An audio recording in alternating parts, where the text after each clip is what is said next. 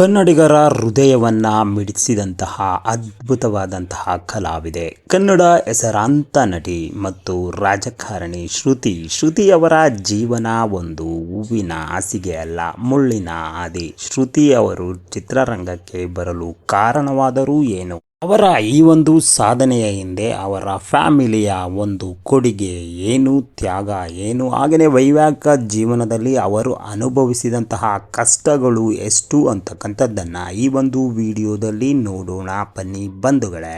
ಅದ್ಭುತ ಮಾಹಿತಿಯನ್ನು ಹೊತ್ತು ತಂದಿದ್ದೇವೆ, ಈ ವಿಡಿಯೋ ಕೊನೆಯವರೆಗೂ ನೋಡಿ.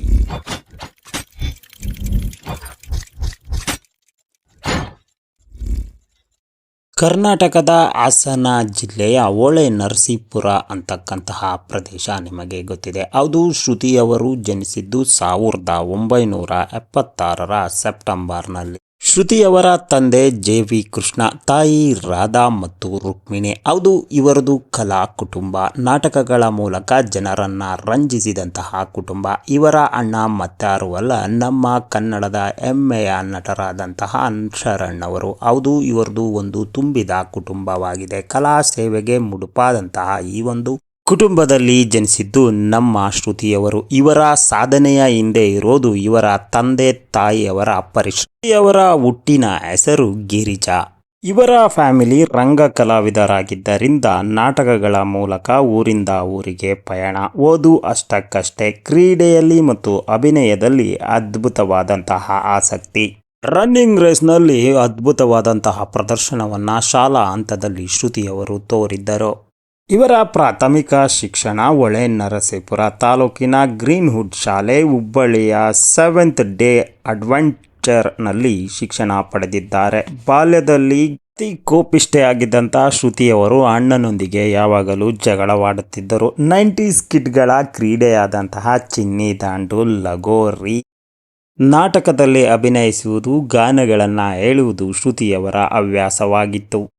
ತಮ್ಮ ಮಕ್ಕಳನ್ನು ನಟ ನಟಿ ಮಾಡುವ ಕನಸಿನಿಂದ ನಾಟಕ ಕಂಪನಿ ನಿಲ್ಲಿಸಿ ಬೆಂಗಳೂರಿಗೆ ಬಂದರು. ತಂದೆ ತಾಯಿ ಬಂದು ಬಿಟ್ಟರು. ಒಂದು ನಾಟಕ 100 ದಿನ ಪೂರೈಸಿದ ಕಾರ್ಯಕ್ರಮಕ್ಕೆ ನಟ ಶಿವರಾಜ್ಕುಮಾರ್ ಮತ್ತು ನಿರ್ಮಾಪಕ ಚಿನ್ನೇಗೌಡ ಅವರನ್ನು ಗೆಸ್ಟ್ ಆಗಿ ಕರೆದಿದ್ದರು. ಈ ಒಂದು ಸಂದರ್ಭದಲ್ಲಿ ಚಿನ್ನೇಗೌಡರು ಹೇಳಿದ ಮಾತು, ಇವರು ಅದ್ಭುತವಾಗಿ ನಟಿಸುತ್ತಿದ್ದಾರೆ ಮತ್ತು ಸುಂದರವಾಗಿದ್ದಾರೆ, ಇವರನ್ನ ಚಿತ್ರರಂಗದಲ್ಲಿ ಅವಕಾಶ ಕೊಡಿಸೋಣ ಬನ್ನಿ ಎಂದು ಹೇಳಿಬಿಟ್ಟರು. ಇವರ ಮಾತನ್ನ ನಂಬಿ ಇವರು ಬೆಂಗಳೂರಿಗೆ ಆಗಮಿಸಿಯೇ ಬಿಟ್ಟರು. ಮಕ್ಕಳ ಭವಿಷ್ಯ ಮುಖ್ಯ ಎಂದು ನಾಟಕ ಬಿಟ್ಟು ಬೆಂಗಳೂರಿಗೆ ಬಂದ ಈ ಒಂದು ಕುಟುಂಬ ಫೋಟೋ ಶೂಟ್ ಮಾಡಿಸಿ ಅನೇಕ ನಿರ್ದೇಶಕರುಗಳನ್ನು ಭೇಟಿ ಮಾಡಿದರು. ಬೆಂಗಳೂರಿನ ಮಲ್ಲೇಶ್ವರಂ ಕಾಲೇಜಿನಲ್ಲಿ 8ನೇ ತರಗತಿ ಓದಿದ ಶ್ರುತಿಯವರು ಓದು ತಲೆಗೆ ಹತ್ತಲಿಲ್ಲ. ಕಡೆಗೆ ಓದನ್ನ ಬಿಟ್ಟಬೇಕೆಂದರೆ ಅಭಿನಯದವನ್ನ ಮಾಡಿದರೆ ಖಂಡಿತ ಓದುಗೆ ಯಾವುದೇ ತೊಂದರೆ ಆಗಲ್ಲ ಎಂಬ ದೃಷ್ಟಿಯಿಂದ ಅಭಿನಯದ ಕಡೆ ವಾಲಿದರು ಶ್ರುತಿ. ಆದರೆ ತಂದೆಯವರು ಪದೇ ಪದೇ ಡ್ರೆಸ್ಗಳನ್ನು ಚೇಂಜ್ ಮಾಡ್ತಿದ್ದು, ಉದ್ದುದ್ದ ಡೈಲಾಗ್ಗಳನ್ನು ಹೇಳ್ತಿದ್ದು, ಅಭಿನಯದ ವಿವಿಧ ಪಾತ್ರಗಳ ಬಗ್ಗೆ ಹೇಳುವಾಗ ಶ್ರುತಿಯವರು ಕಷ್ಟ ಆಗಿದೆ ಎಂದು ಹೇಳಿದಾಗ ತಂದೆ ಗದರುತ್ತಿದ್ದರೆ ಶಾಲೆಗೆ ಹೋಗಿದ್ರೆ ಚೆನ್ನಾಗಿರ್ತು ಅಂತ ಅನ್ಕೊಳ್ತಿದ್ರಂತೆ ಶ್ರುತಿಯವರು. 1990ರಲ್ಲಿ ಚಿತ್ರರಂಗ ಪ್ರವೇಶ. ಆಸೆಗೊಬ್ಬ ಮತ್ತು ಮೀಸೆಗೊಬ್ಬ ಚಿತ್ರದಲ್ಲಿ ಶಿವರಾಜ್ಕುಮಾರ್ ಅವರ ತಂಗಿ ಪಾತ್ರಕ್ಕೆ ಹುಡುಕುತ್ತಿದ್ದ ಸಮಯ ಚಿನ್ನೇಗೌಡರು ತಮ್ಮ ಬಳಿ ಇದ್ದ ಫೋಟೋವನ್ನು ಪಾರ್ವತಮ್ಮ ಅವರಿಗೆ ನೀಡಿದರು. 1990ರಲ್ಲಿ ತಮ್ಮ 14ನೇ ವಯಸ್ಸಿನಲ್ಲಿ ಚಿತ್ರರಂಗಕ್ಕೆ ಎಂಟ್ರಿ ಕೊಟ್ಟರು ಶ್ರುತಿಯವರ. ಮನೆಯ ಆರ್ಥಿಕ ಪರಿಸ್ಥಿತಿ ಹದಗೆಟ್ಟಿತು. ಇಂತಹ ಸಂದರ್ಭದಲ್ಲಿ ಫ್ಯಾಮಿಲಿ ಒಂದು ಡಿಸೈಡ್ ಮಾಡಿತ್ತು, ಹೆಚ್ಚಿನ ಅವಕಾಶ ಸಿಗದೆ ಹೋದ್ರೆ ನಾವು ಮತ್ತೆ ನಾಟಕ ರಂಗಕ್ಕೆ ವಾಪಸ್ ಹೋಗಬೇಕೆಂದು. ಇದೇ ಸಂದರ್ಭದಲ್ಲಿ ದ್ವಾರಕೇಶಮ್ಮ ಚಿತ್ರಕ್ಕಾಗಿ ನಾಯಕ ನಟಿ ಹುಡುಕಾಟದಲ್ಲಿದ್ದರು. ಈ ಸಂದರ್ಭದಲ್ಲಿ ಜೆ.ವಿ. ಕೃಷ್ಣ ಅವರ ಮಗಳನ್ನ ಆಯ್ಕೆ ಮಾಡಿಕೊಂಡರು. ಆ ಚಿತ್ರವೇ ಶ್ರುತಿ. ಈ ಚಿತ್ರದ ಮೂಲಕ ಗಿರಿಜಾ ಎಂಬ ಹೆಸರಿನ ಶ್ರುತಿಯವರು ಶ್ರುತಿಯಾಗಿ ಬದಲಾದರು. ಈ ಚಿತ್ರಕ್ಕಾಗಿ ರಿಹರ್ಸಲ್ ಹೇಗಿರ್ತಿತ್ತಂದ್ರೆ, ಮನೆಯಲ್ಲಿಯೇ ಶ್ರುತಿಯವರ ಪೇರೆಂಟ್ಸ್ಗಳು ಅದ್ಭುತವಾಗಿ ಅಭಿನಯಿಸಿ ಅವರಿಗೆ ಪ್ರಾಕ್ಟೀಸ್ ಮಾಡಿಸಿ ಚಿತ್ರತಂಡದ ಒಂದು ಶೂಟಿಂಗ್ ಸೆಟ್ಗೆ ಕಳಿಸುತ್ತಿದ್ದರು. ಈ ರೀತಿಯ ಡೆಡಿಕೇಟೆಡ್ ಫ್ಯಾಮಿಲಿ ಶ್ರುತಿಯವರದು. ಅಂತಿಮವಾಗಿ ಈ ಒಂದು ಚಿತ್ರ ತೆರೆ ಕಂಡು ಕನ್ನಡಿಗರ ಮನವನ್ನ ತಲುಪಿತು, ಸೂಪರ್ ಹಿಟ್ ಆಯಿತು. ಈ ಚಿತ್ರದ ನಂತರ ನಮ್ಮ ಶ್ರುತಿಯವರು ತಿರುಗಿ ನೋಡಿದ್ದೇ ಇಲ್ಲ.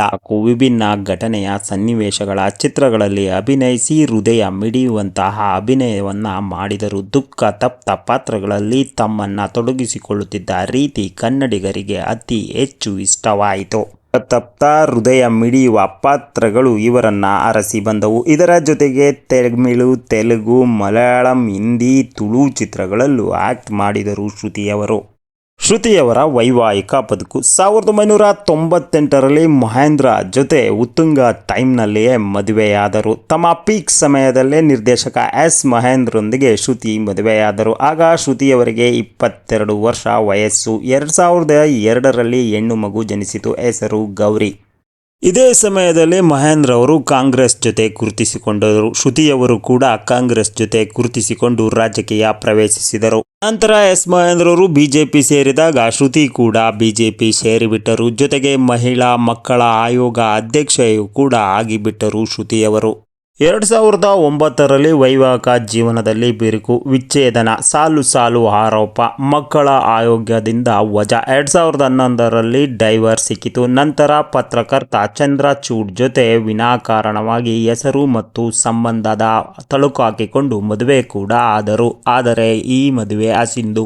ಚಂದ್ರಚೂಡಿಂದಲೂ ದೂರವಾದರು ನಮ್ಮ ಶ್ರುತಿಯವರು. ನಂತರ ಅವರು ರಾಜಕೀಯದಲ್ಲಿ ಸಕ್ರಿಯರಾದರು. ಬಿಜೆಪಿಯ ಯುವ ಮೋರ್ಚಾ ಅಧ್ಯಕ್ಷೆಯಾಗಿ ಕೂಡ ಇವರು ಕೆಲಸ ಮಾಡಿದರು. ಪ್ರವಾಸೋದ್ಯಮ ಅಧ್ಯಕ್ಷೆಯಾಗಿಯೂ ಕೂಡ ಇವರು ಕಾರ್ಯನಿರ್ವಹಿಸಿದರು.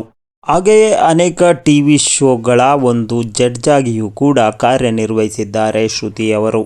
ಶ್ರುತಿಯವರು ಹೇಳುವಂತೆ ಅವರ ಜೀವನವೇ ಅವರಿಗೆ ಮುಳುವಾಯಿತು. ಅವರು ಹೃದಯದ ಮಾತನ್ನು ಕೇಳಿದರು. ಅವರು ತೆಗೆದುಕೊಂಡ ಅನೇಕ ತಪ್ಪು ನಿರ್ಧಾರಗಳು ತಮ್ಮ ಜೀವನವನ್ನು ಹಾಳು ಮಾಡಿತು. ಆದರೆ ಅವರು ಗಟ್ಟಿಯಾಗಲು ಅದೇ ಕಾರಣವಾಯಿತು ಅಂತ ಶ್ರುತಿಯವರು ಸಮರ್ಥಿಸಿಕೊಳ್ಳುತ್ತಾರೆ.